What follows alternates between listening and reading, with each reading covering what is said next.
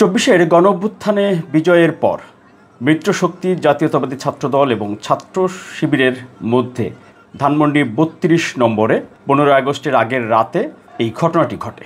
মূলত ছাত্র শিবিরের এক নেতা বা কর্মী মারধরের শিকার হন ৩২ নম্বরে। সেই ঘটনার জেরে পুরো পরিস্থিতি তৈরি হয়। প্রথমে আমরা একটু দেখাতে চাই যে ছাত্র শিবিরের ঢাকা কলেজ শাখার সাধারণ সম্পাদক তিনি যে ৩২ নম্বরে উপস্থিত হয়েছিলেন, উপস্থিত হওয়ার পরে উনি আসলে কি জানতে চেয়েছেন সেটি আপনাদেরকে একটু দেখাতে চাই। তোমার সভাপতির নাম বলতে পারতেছ না? ওই ওনারা ওই জায়গায় আছে আমির হাসান ভাইয়ের জন্য ছাত্রদলের। এরপরে ছাত্র শিবিরের নেতা ওই ছেলেটিকে ধরে নিয়ে হাতে ধরা অবস্থায় ঢাকা মহানগর পূর্ব ছাত্রদলের জয়েন্ট কনভেনর কাউসার ওনার কাছে নিয়ে যান এবং এরপরে যেটি বলছিলেন। আপনার কোন কাজ করেন ভাই? আমি মহানগর জয়েন কনভেনর। কোথায়? ঢাকা মহানগর পূর্ব জয়েন কনভেনর ছাত্রদল। আচ্ছা, আমি ঢাকা কলেজ শাখা শিবিরের সেক্রেটারি। আচ্ছা আচ্ছা, এখন যেটা আমি বলছিলাম, আমি আসছি আমার যে ছোট ভাই মামুন, ঠিক আছে, সে ঢাকা কলেজের শিবিরের কমিটিতে আছে। সে এখানে বিষয় হচ্ছে সে বারবার তার যে পরিচয় দিচ্ছে, দেওয়ার পরও তাকে কেন মারধর করা হয়েছে? তুমি না ভাই, আমাদের পরিচয় ভিডিও আছে বারবার পরিচয় দিচ্ছে। আমার পরিচয় দেখো না দেখ, তুমি একটা লোক এখানে আসছে আমাদের সহযোদ্ধা, তার সাথে তুমি মিসবিহেভ কেন করছো? আমি ফার্স্টে কিছু বলি না ভাইয়ের মারছে ভাই, হসপিটালে আপনি আমার সাথে আসুন। আচ্ছা, আমি একটু শুনি। তিনি বারবার পরিচয় দেওয়ার পরও ছাত্রদলের ওই কর্মী বা ওখানে যারা বিএনপি কর্মীরা ছিলেন তারা হামলা করেছেন। আচ্ছা, আমি একটু শুনি। এখানে ভাই ওই জায়গায় তো আমি একটু বলি, আমি ওই জন্য ছিলাম যখন ছাত্রলীগ, কে জানি ছাত্রলীগ পড়ছে, এরপরে ও যায় মারছে, আমি মারি না। আর ওদের লোক আছে ছুড়াই দিছে, ছাড়াই দিছে। এটি দায়িত্বশীল একটা জায়গায় আছে, কত ছোট বাচ্চা ছিল, উনি তো মোবাইলই দেখায় নাই। আচ্ছা কাউসার ভাই, আমি বলি, আমি যদি দায়িত্বশীল আচরণ না করতাম, আপনি তো জানেন ঢাকা কলেজে একটা স্টুডেন্টের গায়ে হাত দিলে ঢাকা কলেজ সবাই অবশ্যই কোনো স্টুডেন্টের গায়ে হাত কেউ হাত দিতে পারবে না। যদি আমি দায়িত্বশীল আচরণ না করতাম, ও এতক্ষণ এখানে থাকতে পারতো না। তা তো অবশ্যই আপনি দায়িত্বশীল জায়গা আছে, দায়িত্বশীল লোক। তোমার গায়ে কোনো হাত দিয়েছি? কোনো হাত দেয় না। ছাত্র শিবিরের সাধারণ সম্পাদক একটি কথা বলছিলেন যে দায়িত্বশীল আচরণ করেছেন বলেই ঢাকা কলেজ ছাত্র শিবিরের নেতা গায়ে হামলার পরেও ঢাকা কলেজ ছাত্ররা সবাই এখানে এসেছে, তারপরে ওর গায়ে হাত দেওয়া হয়নি, এটি তিনি একাধিকবার বলছিলেন। ও যদি অন্যায় করে থাকে, আমি মাত্র আসি তো বললাম, তারপরে ছোট একটা বাচ্চাও, হ্যাঁ, আপনি যেহেতু আপনি দায়িত্বশীল জায়গায় আছেন, যদি ওর যে এভিডেন্স আছে সেই আপনাদের কাছে অবশ্যই আছে, এভিডেন্স যে ও যদি অন্যায় করে থাকে আপনারা যেভাবে বলুন সেই বিচার করে দেবেন। ছাত্র শিবিরের ওই নেতা আসলে ছাত্রদল মহানগর পূর্বের জয়েন্ট কনভেনর বলার পরও সাথে নিয়ে যাচ্ছিলেন, তারপরে ছেলেটিকে ধরে রেখেছে অনেকটা আইন শৃঙ্খলা রক্ষাকারী বাহিনীর মতো। তুমি আমার গায়ে হাত তুলছো, এখানে সব ঢাকা কলেজের স্টুডেন্ট। আচ্ছা ওরে যদি আমি না, আচ্ছা আপনি আসেন, আমি তো ওকে ছেড়ে দেই, ওখানে আসতে যেতে পারবে না।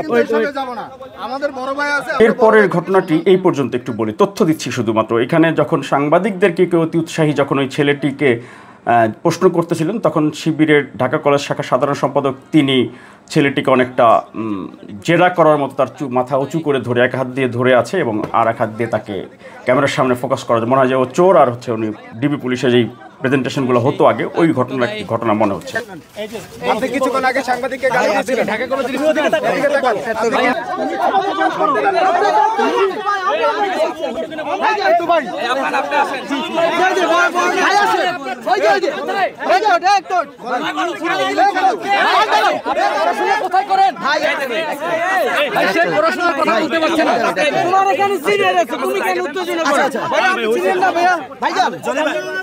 এরপর হচ্ছে ঘটনার দ্বিতীয় পর্ব হচ্ছে ছাত্রদল ধানমন্ডি থানার জনি তার কাছে উপস্থিত হন ছাত্র শিবিরের ঢাকা কলেজ শাখার সাধারণ সম্পাদক সহ সবাই।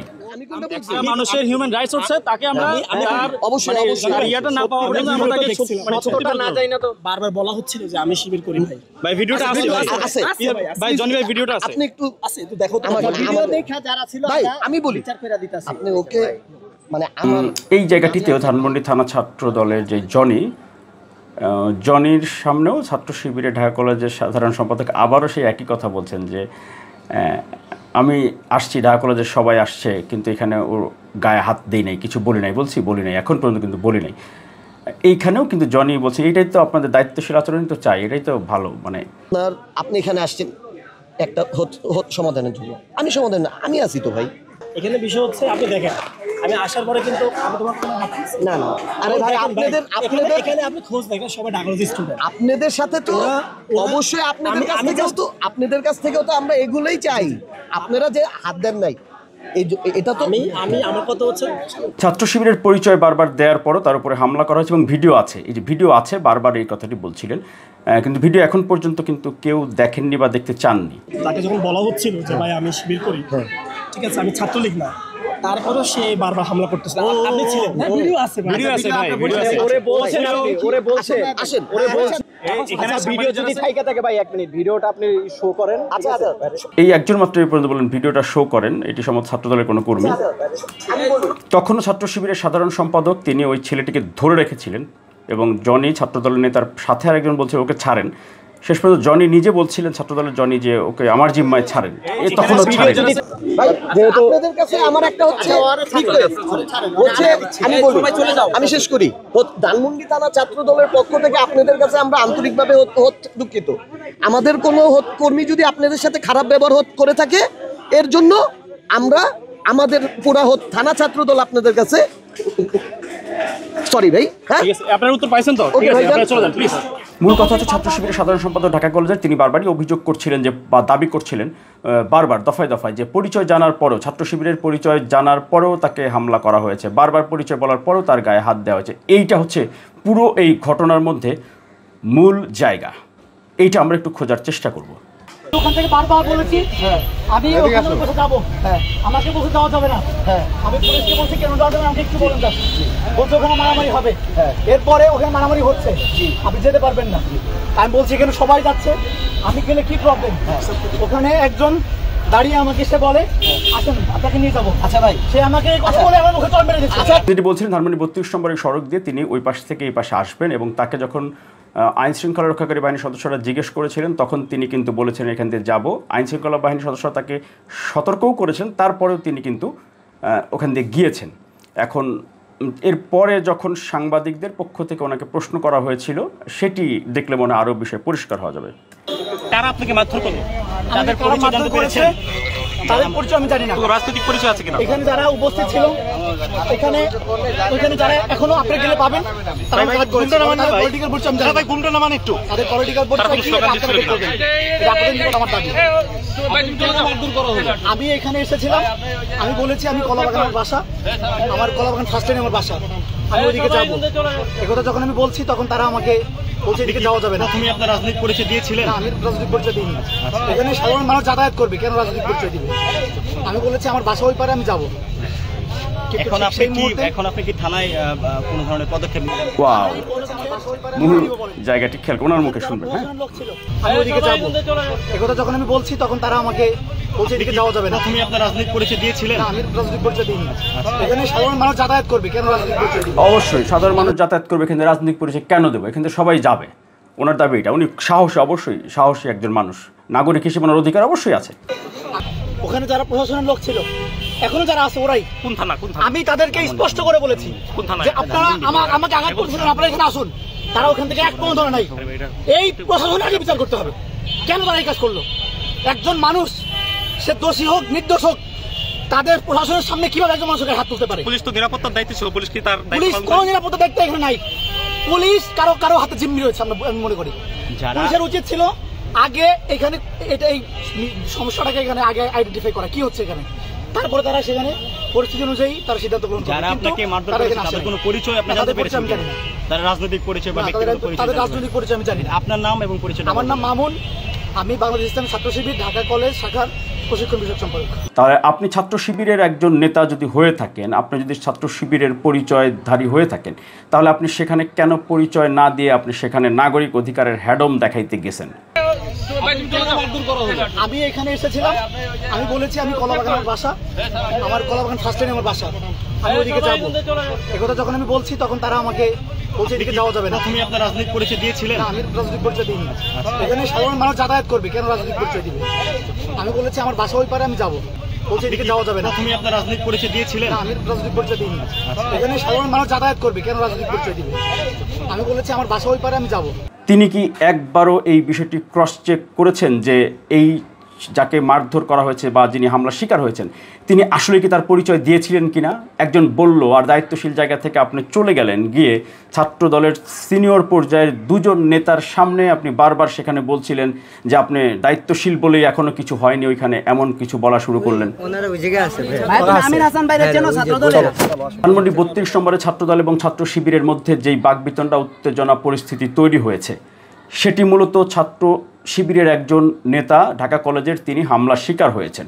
এই খবর শুনে ছাত্র শিবিরের ঢাকা কলেজ শাখার সাধারণ সম্পাদক ঘটনাস্থলে উপস্থিত হয়েছেন। উপস্থিত হওয়া নিশ্চয়ই তিনি তার কর্মীর বা নেতার পাশে দাঁড়ানো, এটি অবশ্যই তিনি সাধুবাদ পাওয়ার যোগ্য। তাকে অবশ্যই আমরা তালি দিয়ে ধন্যবাদ জানাবো। তার এই দায়িত্বপূর্ণ বা কর্মীর প্রতি নেতার যেই ভূমিকা সেটি পালন করার জন্য তিনি অবশ্যই সেখানে ধন্যবাদ পাওয়ার যোগ্য। সে ঢাকা কলেজে শিবিরের কমিটিতে আছে সে। এরপর তিনি সেখানে বারবার বা দফায় দফায় ছাত্র দলের সিনিয়র পর্যায়ের নেতারা যখন শান্তভাবে বিষয়টি সমাধান করতে চাচ্ছেন তিনি তারপরেও সেখানে পরোক্ষভাবে তিনি বারবারই বলছিলেন যে আমরা দায়িত্বশীল বলে দায়িত্বপূর্ণ বলেই আমি আসার পরেও এখানে কোনো রকম কোনো হামলা শিকার ওটা মারধর শিকার ওটা কেউ কিছু বলে নাই।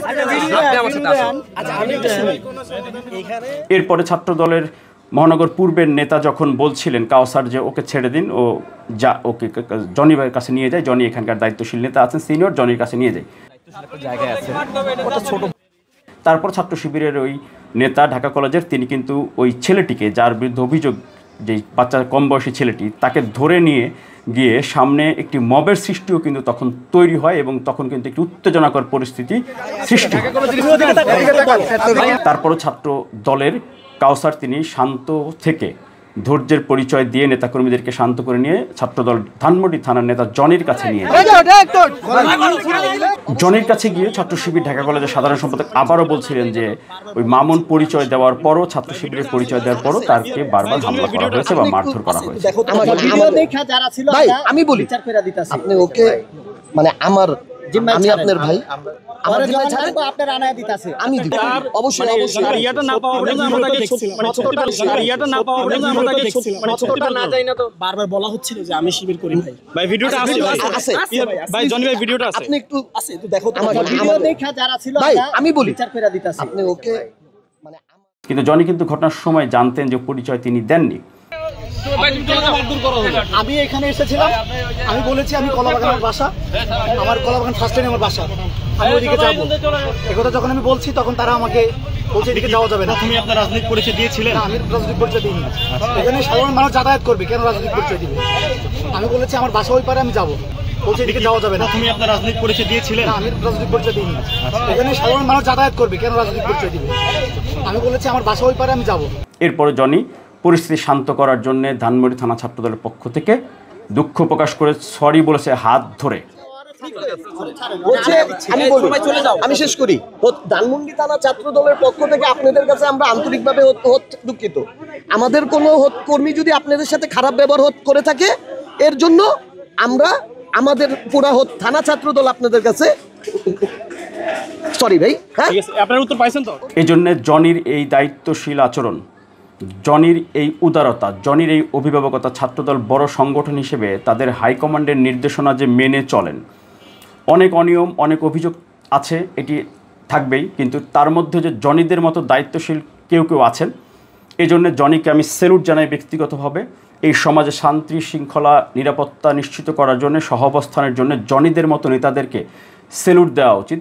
ছাত্রদল কেন্দ্রীয় সংসদের সভাপতি রাকিবুল ইসলাম রাকিব, সাধারণ সম্পাদক নাসিরউদ্দিন নাসির, আপনাদের কাছে ব্যক্তিগতভাবে আমি আহ্বান জানাবো যে আপনারা জনির মতো নেতার এই দায়িত্বশীল আচরণের কারণে, এই অভিভাবকত্বের কারণে, এই যে অভিযোগ এবং পরোক্ষ হুমকি, সামনে মব সৃষ্টির একটি তৎপরতা থাকার পরও, ছাত্রদলের বিপুল সংখ্যক নেতাকর্মী ধানমন্ডি 32 নম্বরে উপস্থিত থাকার পরেও ছাত্র শিবিরের ঢালাও অভিযোগ, মিথ্যা অভিযোগ এবং পরোক্ষ হুমকি সহ্য করে, হজম করে ক্ষমা চেয়েছেন, হাত ধরে দুঃখ প্রকাশ করেছেন জনি। তার এই দায়িত্বশীলতার জন্য জনিকে অবশ্যই বিএনপির ভারপ্রাপ্ত চেয়ারম্যান তারেক রহমানের উচিত জনির মতো নেতাদেরকে উৎসাহিত করার জন্য ছাত্রদলের কেন্দ্রীয় সংসদের সভাপতি, সাধারণ সম্পাদক, আপনারা এই দায়িত্বটুকু পালন করতে পারেন। তাহলে মানুষ জানবে যে বিএনপি আসলে কি চাচ্ছে, তারেক রহমান যে নির্দেশনাগুলো দিচ্ছেন সেটি যে মান্য করলে পুরস্কার হয় আর সেটি অমান্য করলে যে বহিষ্কার হতে হয়, এটিও দলের নেতাকর্মীর সমর্থক সবার জানা উচিত। সেই উদাহরণ আপনারা তৈরি করতে পারেন এই জনির এই দায়িত্বশীল আচরণ, এই দায়িত্বশীলতা এটিকে তুলে ধরে।